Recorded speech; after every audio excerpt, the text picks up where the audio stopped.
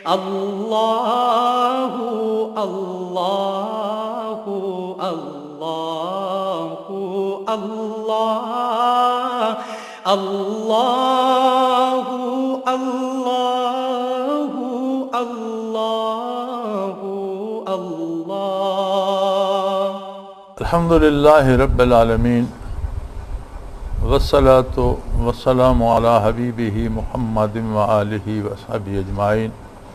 اعوذ باللہ من الشیطان الرجیم، بسم اللہ الرحمن الرحیم۔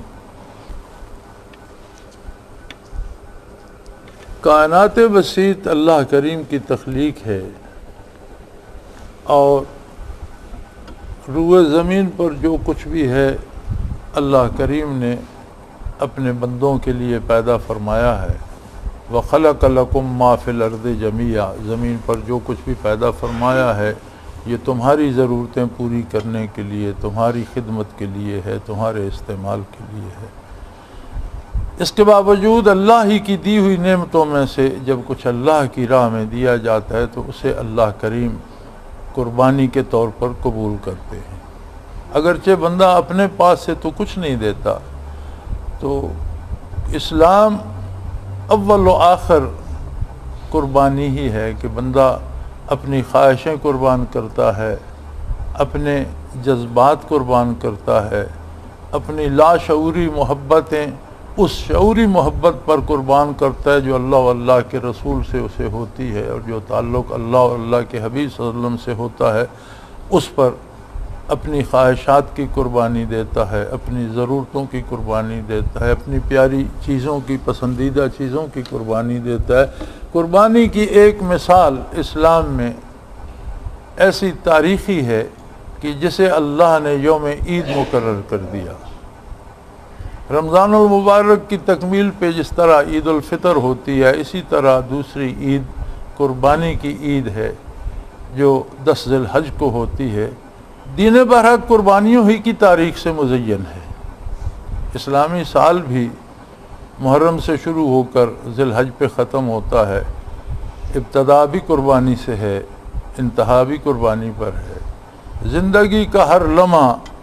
اور یہ بھی اللہ کی عطا ہے کہ وہ اپنی دی ہوئی چیزوں میں سے جب کچھ حصہ ہم اس کے نام پر دیتے ہیں تو اسے بطور قربانی قبول فرما لیتا ہے۔ اور ایک قربانی ایسی عظیم ہے جسے اللہ کریم نے یوم عید کے طور پر، خوشی کے دن کے طور پر، مبارک دن کے طور پر منانے کا حکم دیا ہے، اور عید الفطر کی طرح اللہ کا شکر ادا کرنے کے لیے نماز عید پڑھی جاتی ہے، اچھے کپڑے پہنے جاتے ہیں، خوشبو لگائی جاتی ہے، اور خوشی کا اظہار کیا جاتا ہے، اچھے کھانے پکائے جاتے ہیں۔ تو اس میں اس کی بنیاد ہے کہ سیدنا ابراہیم خلیل اللہ علی نبینا و علیہ الصلاۃ والسلام کو آخری عمر میں اولاد نصیب ہوئی۔ آپ کی عمر ذوف پیری کو پہنچ چکی تھی اور ساری عمر اولاد نہیں تھی، تو جب یہ بشارت دی فرشتوں نے جو حضرت لوط علیہ السلام کی قوم کو تباہ کرنے کے لیے آئے تھے، قرآن کریم میں سارا واقعہ موجود ہے، تو آپ کی اہلیہ نے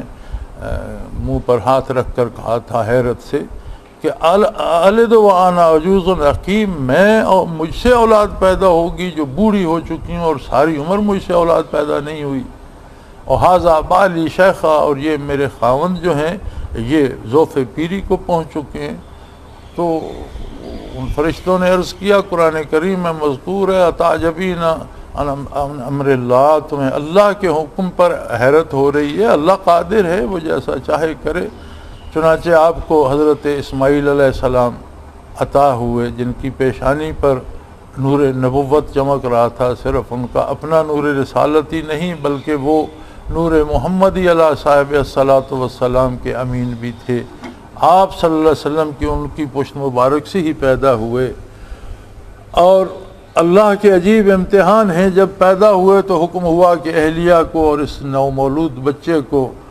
بیت اللہ پہ چھوڑ آئیں، وہ گھر جو اللہ کا آدم علیہ نبینا علیہ الصلاۃ والسلام نے تعمیر کیا تھا، وہ جگہ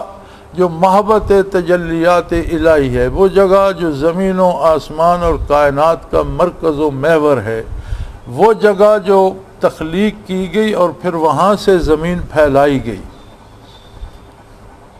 وہاں اللہ کریم کی ذاتی تجلیات ہر آن برستی ہیں، اس لیے اسے مسلمانوں کا قبلہ بنایا گیا، اور روئے زمین کے مسلمان یکجہتی کے لیے اس کی طرف اس سمت کو منہ کر کے سجدے اللہ کو کرتے ہیں، لیکن ایک مرکز ایک متعین کر دیا گیا، ایک مرکز جو تجلیات الہی کا معبد ہے کہ اس کی طرف منہ کر کے سجدہ کیا۔ بیت اللہ کو سجدے پتھروں کو کوئی نہیں کرتا، سجدے اللہ کو کیے جاتے ہیں، وہ چونکہ اللہ ہر جگہ موجود ہے تو ایک عجیب بات ہوتی، کوئی کسی طرف منہ کر کے سجدہ کرتا، کوئی کسی طرف کر کے، تو اسلام سب سے پہلے تنظیم کو اہمیت دیتا ہے، چنانچہ تمام روئے زمین کے مسلمانوں کو ایک لڑی میں پرونے کے لیے انہیں ایک برادری، ایک اخوت، ایک گھر کے افراد اور ایک قوم کے افراد میں پرونے کے لیے روئے زمین کے مسلمانوں کو ایک قبلہ عطا کر دیا، جہاں پر حضرت آدم علیہ نبینا علیہ الصلاۃ والسلام نے بیت اللہ شریف تعمیر کیا اور اس میں حجر اسود جنت سے لایا ہوا پتھر نصب فرمایا۔ طوفان نوح علیہ السلام جب آیا تو بیت اللہ بھی مسمار ہو گیا، اور حجر اسود اللہ نے اور وہ پتھر بھی اللہ کریم نے محفوظ رکھے، اور پھر ابراہیم علیہ السلام کو حکم دیا کہ انہی پتھروں سے وہاں جا کر بیت اللہ شریف تعمیر کریں، لیکن پہلے اس نو مولود بچے کو اور اہلیہ کو وہاں چھوڑ آئیں۔ آپ تعمیل ارشاد میں بیوی اور بچے کو وہاں چھوڑ آئے۔ یہ بڑے لمبے واقعات ہیں۔ حضرت حاجرہ رضی اللہ تعالی عنہ عظیم خاتون تھیں، اور جنہیں اللہ پر عظیم اعتماد تھا، رفاقت کا حق ادا کیا ساری عمر ابراہیم علیہ السلام کا، اور جب آپ چھوڑ کر چلے تو کچھ تھوڑا سی خوراک تھی اور ایک مشکیزہ پانی کا تھا، اور ویران جنگل تھا جہاں کوئی پرندہ بھی نظر نہیں آتا تھا، کہ صحرا میں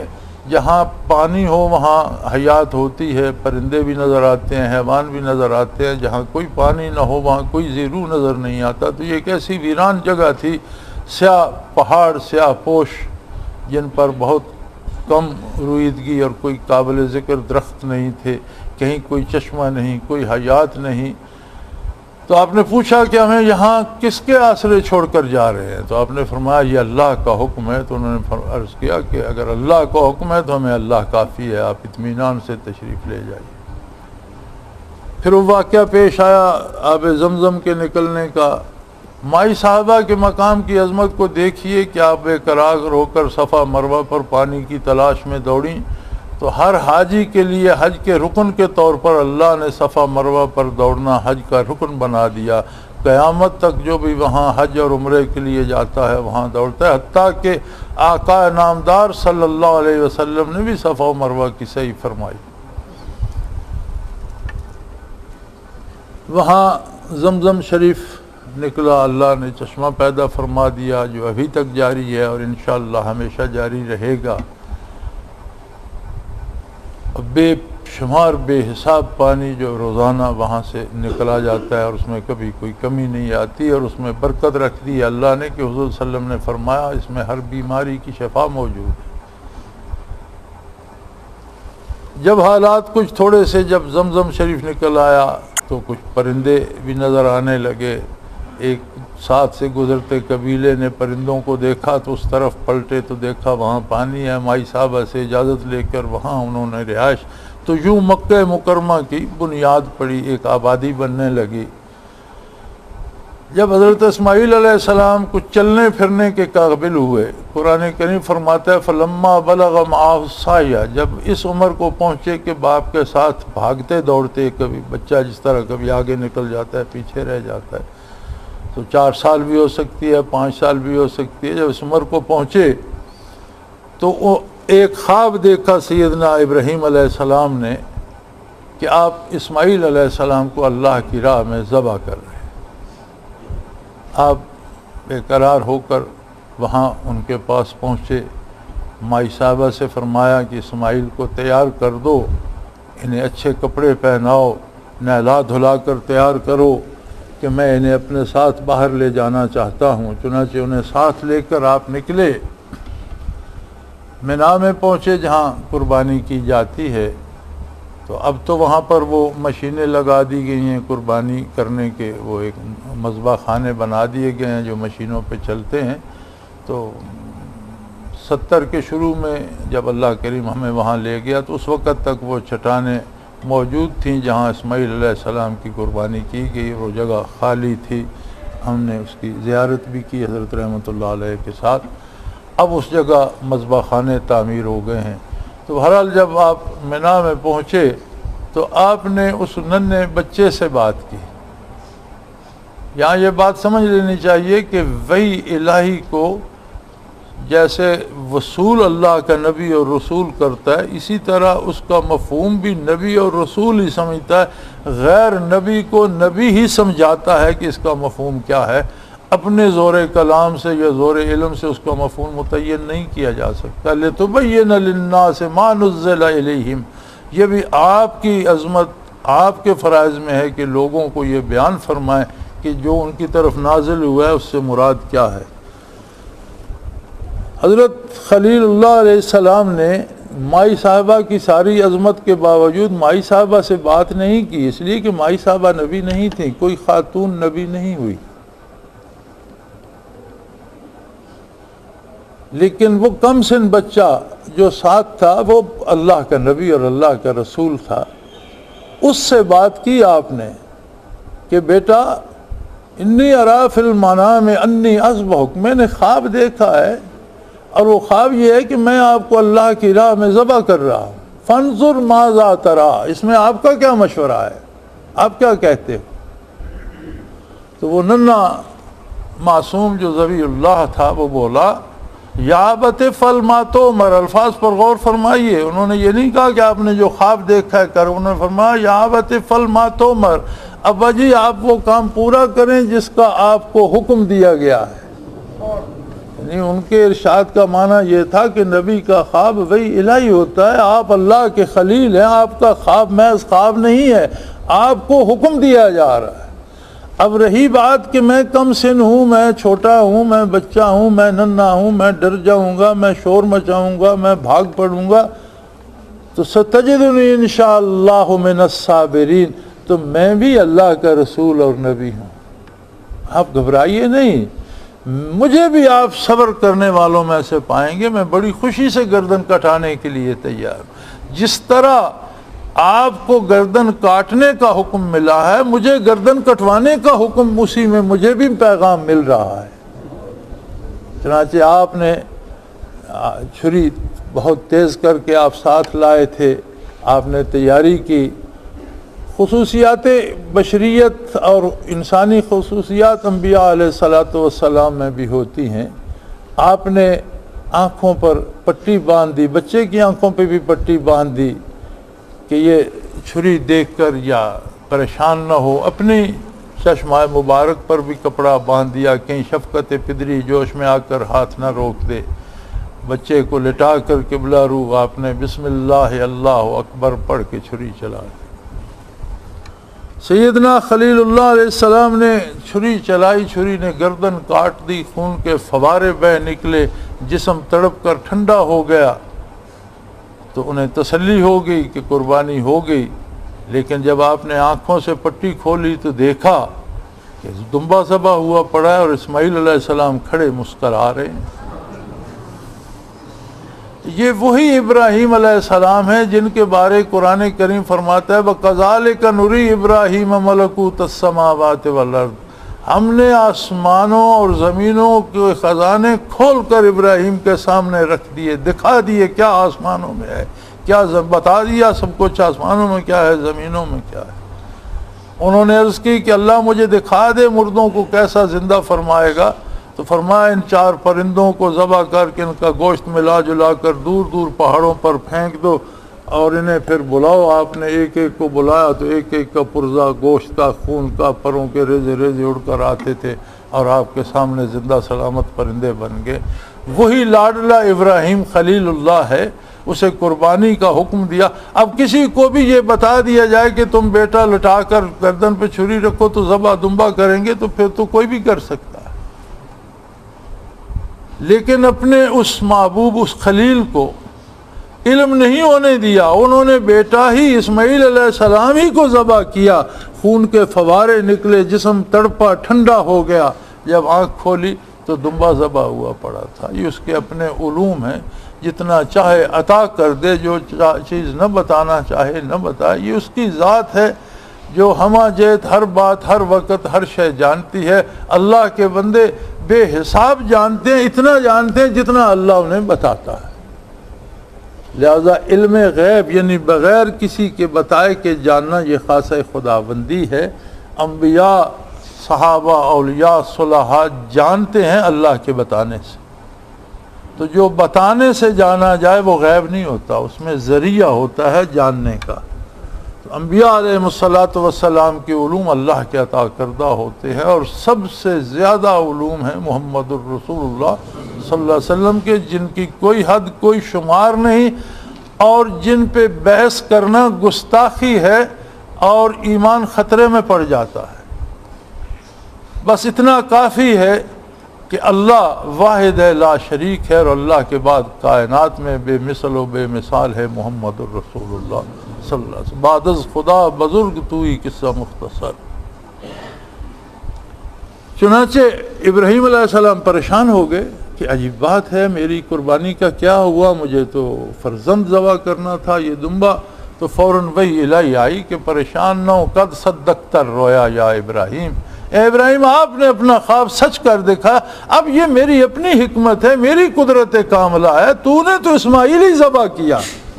یہ میری قدرت کاملہ ہے کہ میں نے دمبا بھیج کر جنت سے ذبح کرا دیا اور اسماعیل کو بچا لیا۔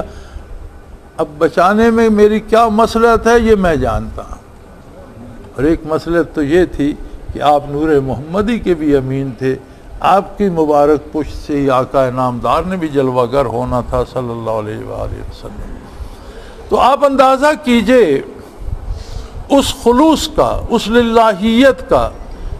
جو اس بوڑھے باپ میں تھی جس نے نو مولود چاند جیسے بیٹے کی گردن پہ چھری رکھی۔ آپ اندازہ کیجئے اس خلوص کا، اس للہیت کا جو اس معصوم میں تھی جس نے کٹوانے کے لیے اپنی گردن پیش کر دی۔ تو جب چھری چلی ہوگی تو کس طرح کی کتنی رحمتیں نازل ہوئی ہوں گی، کس طرح کے کتنی برکتیں نازل ہوئی ہوں گی، کس طرح کے کتنے انوارات نازل ہوئے ہوں گے، کتنی تجلیات برسی ہوں گی وہاں پر، اور کس قدر اللہ کے کرم کا وہ مرکز و محبت بن گیا ہوگا۔ یہ ایک بہت عظیم بات تھی، اللہ نے بطور انعام یہ آقا نامدار صلی اللہ علیہ وآلہ وسلم کے طفیل امت مرحومہ کو عطا کر، اور بہت خوبصورت انداز میں عطا کی۔ فرمایا کہ اے میرے حبیب آپ کوئی جانور، حلال جانور میری راہ میں اس دن ذبح کریں تو میں وہی انعامات نازل کروں گا جو اس باپ بیٹے پہ نازل کی۔ یہ قربانی محض ایک رسم نہیں ہے، یہ ایک اتنا بڑا انعام ہے جس کا تصور نہیں کیا جا سکتا۔ ہم تو خانہ پوری کرتے ہیں نا، کبھی تو دکھلاوے کے لیے 2 لاکھ کا دمبا لے آتے ہیں اور 1.5 لاکھ کا بکرا لے آتے ہیں، اور کبھی خانہ پوری کرنے کے لیے کوئی دبلا پتلا سا لے کر ذبح کر دیتے ہیں۔ دونوں باتیں درست نہیں ہیں، اس میں دکھلاوا بھی درست نہیں ہے، اس میں خانہ پوری بھی درست نہیں ہے۔ اپنی حیثیت کے مطابق قربانی کرنی چاہیے۔ یہ بھی ضروری نہیں ہے کہ ایک جانور ذبح کر دیا، جو جتنا صاحب حیثیت ہے اتنی قربانی کرے۔ نبی کریم صلی اللہ علیہ وآلہ وسلم نے ایک قربانی پر 100 اونٹ ذبح فرمایا، اس لیے کہ جتنی کوئی کرتا جاتا ہے اتنی وہ رحمتیں، اتنی وہ شفقتیں، اتنی وہ برکتیں، اتنے وہ انوارات اس پر نچھاور ہوتے چلے جاتے ہیں۔ تو حضور نے 63 اونٹ اپنے دست حق سے نہر فرمائے، اور باقی کے حضرت علی کرم اللہ وجہ الکریم کو عطا کر دیے کہ آپ میری طرف سے ذبح کر دیجئے۔ تو 100 اونٹ حضور نے اس کا مطلب ہے کہ صاحب حیثیت لوگوں کو خوبصورت اچھے جانور، خوبصورت جانور، صحت مند جانور اور جتنی حیثیت ہے، ایک سے زیادہ 10 دمبے 50 دمبے 100 دمبے 10 بکرے 50 بکرے 2 اپنی حیثیت کے مطابق کرنی چاہیے۔ اور پھر اس میں زیادہ مزے کی بات یہ ہے کہ اگر کر سکے تو اپنے ہاتھ سے جانور کو ذبح کرے۔ ابراہیم علیہ السلام نے اپنے ہاتھ سے قربانی دی تھی، نبی کریم صلی اللہ علیہ وسلم نے 63 اونٹ دستے مبارک سے نہر فرمائے۔ ذبح اور نہر میں یہ فرق ہے کہ اونٹ کو یہاں حلق میں نیزہ مارتے ہیں جو اندر تک چلا جاتا ہے، جس سے وہ مر جاتا ہے، خون نکلتا ہے اور ذبح ہو جاتا ہے۔ اگرچہ خون نکالنے کے لیے بعد میں گردن بھی مختلف جگہ سے کاٹ دی جاتی ہے کہ دم مسفوخ خارج ہو جائے، رہے نہیں، لیکن وہ ایک نیزہ یہاں مارا جاتا ہے۔ تو حضور اکرم نے 63 اونٹ اس طرح نیزے سے ذبح فرمایا، اور باقی کے حضرت علی کرم اللہ وجہ الکریم نے حضور کی طرف سے پورا 100 اونٹ حضور نے قربان کیا تھا۔ لہذا صاحب حیثیت لوگوں کو چاہیے کہ وہ خانہ پوری نہ کریں، ایک پر بس نہ کر دیں، بلکہ جتنی حیثیت ہے 2 جانور 10 جانور 50 یا 100 جانور ذبح کریں۔ اور یہ بھی چاہیے کہ پھر جہالت میں لوگ عجیب عجیب اعتراض کرتے، اعتراض ہوتا ہی جہالت ہے کہ جی ابراہیم علیہ السلام نے اس دمبے کا گوشت کہاں تقسیم کیا تھا کہ آپ گوشت تقسیم کرتے ہیں؟ ہم ابراہیم علیہ السلام کی سنت پر عمل براہ راست نہیں کرتے، ہم عمل کرتے ہیں محمد الرسول اللہ کی سنت پر۔ ہمیں سنت ابراہیمی عطا ہوئی ہے بطفیل محمد الرسول۔ اگر حضور قربانی نہ فرماتے تو ہم تو قربانی نہ کرتے، ہمیں یہ سعادت ہی نصیب نہ ہوتی۔ حضور نے جو قربانی کی ہے اس کا نہ صرف گوشت تقسیم فرمایا بلکہ حکم دیا ہے کہ جانور کے گلے میں جو رسی ہوتی ہے یا اونٹ کے پاؤں میں جو رسی ہوتی ہے وہ بھی اللہ کی راہ پر دے دی جائے، اس کا چمڑا یا اس کے چمڑے کا پیسہ جو ہے وہ بھی اللہ کی راہ پہ مساکین میں دے دیا جائے۔ اور یہ جو رواج ہو گیا کہ اس کے اتنے حصے بناؤ اور ایک حصہ فلاں کو، کہ یہ بھی درست نہیں ہے۔ قربانی کا گوشت عام تقسیم ہونا چاہیے، دوستوں کو دیں، رشتہ داروں کو دیں، پڑوسیوں کو دیں، غریبوں کو دیں، مفلسوں کو دیں، ہر ایک کو دیں، ہر ایک اس میں سے کھا سکتا ہے۔ یا گوشت کا کوئی خاص ٹکڑا آپ خود کھانا چاہتے ہیں تو ضرور کھائیں، کوئی اس میں کوئی ممانعت نہیں ہے کہ آپ کلیجی نہیں کھا سکتے اور آپ گردے نہیں کھا سکتے، سارے بانٹنے، کچھ بھی نہیں بانٹنا تو اور سارا بھی بانٹنا ہے، کوئی مقرر نہیں ہے، کوئی پابندی نہیں ہے۔ گوشت کیا اس میں سے جو چاہیں آپ کھائیں، لیکن کوشش کریں کہ غرباء تک اور مفلسین تک بھی پہنچے۔ ایک رواج بن گیا ہے کہ آپ نے ایک بکرے کا ایک چوڑا دے دیے، ایک ران دے دی، ایک کو اس نے آگے دے دی، اس نے آگے دے دی، وہی ران گردش کرتی آپ تک بھی آ سکتی ہے کہ تحفے میں ران دے دی، کہ یہ ہو جائے کہ ہم نے بھی قربانی کی ہے۔ تو یہ رسم نہیں ہے بلکہ اللہ کے انعامات کو حاصل کرنے کا ایک طریقہ جو سنت ابراہیمی حضور کو عطا ہوئی اور حضور کی سنت پہ ہم عمل کرتے ہیں۔ تو اچھا جانور خریدا جائے، خوبصورت جانور، اگر ہو سکے تو خود پالا جائے، محنت کی جائے اس پہ سال بھر۔ یہ ممکن نہ ہو تو کچھ روز پہلے تو خرید لیا جائے کہ کچھ دن تو اسے پالنے کی سعادت نصیب ہو جائے۔ یہ بھی نہ ہو تو قربانی کے وقت بھی خرید لیں، لیکن پھر اچھا خریدیں تاکہ دل کو لگے اور قربان کرتے ہوئے احساس ہو کہ کچھ چیز میں دے رہا ہوں۔ ویسے ہی کوئی ردی کی چیز خرید لی جس کا خود کو احساس بھی نوکروں سے کہہ دیا، دیکھنے کی ضرورت نہیں، وہاں جا کر ذبح کر رہا ہو، تو یہ محض رسم نہیں ہے بلکہ یوم عید ہے، اور اس میں اللہ نے 2 رکعت نماز بھی زائد تکبیروں کے ساتھ اللہ کی بڑائی بیان کرنے کے لیے عطا فرمائی۔ اجتماع عام پورے شہر کو عید کے لیے عیدگاہ میں جمع ہونے کا حکم دیا۔ مسلمانوں کا باہمی ربط و ضبط بھی ہے، نظم بھی ہے، اور زندگی بھر کے گناہوں کو اس مذبوح جانور کے خون میں بہا دینے کا ایک موقع بھی ہے، وصول اللہ کا ایک موقع بھی ہے کہ خلوص دل کے ساتھ، خلوص نیت کے ساتھ اللہ کے قرب کو اور اللہ کی رضا کو حاصل کرے، اور یوں قربانی کر کے اللہ کی بارگاہ میں وہ انعامات، وہ انوارات، وہ برکات جو اللہ کے خلیل علیہ السلام نے اپنے چاند جیسے ذبیح اللہ بیٹے کی گردن پہ چھری رکھ کے حاصل کیے تھے، ہم مسلمان ایک عام جانور کو ذبح کر کے وہ برکات حاصل کر سکتے ہیں۔ اس خلوص کے ساتھ، اس ایمان کے ساتھ، اس یقین کے ساتھ اور اس اہتمام کے ساتھ قربانی کی جائے، اور کوشش کی جائے کہ جہاں تک وہ مساکین کو بھی گوشت پہنچایا جا سکتا ہے پہنچایا جائے، تاکہ عید کے روز ان کے بچے بھی عید کریں، وہ بھی اچھا کھانا کھا سکیں اور وہ بھی عید کی خوشیوں میں شامل ہو سکیں۔ وآخر دعوانا ان الحمدللہ رب العالمین۔ اللہ اللہ اللہ اللہ اللہ اللہ اللہ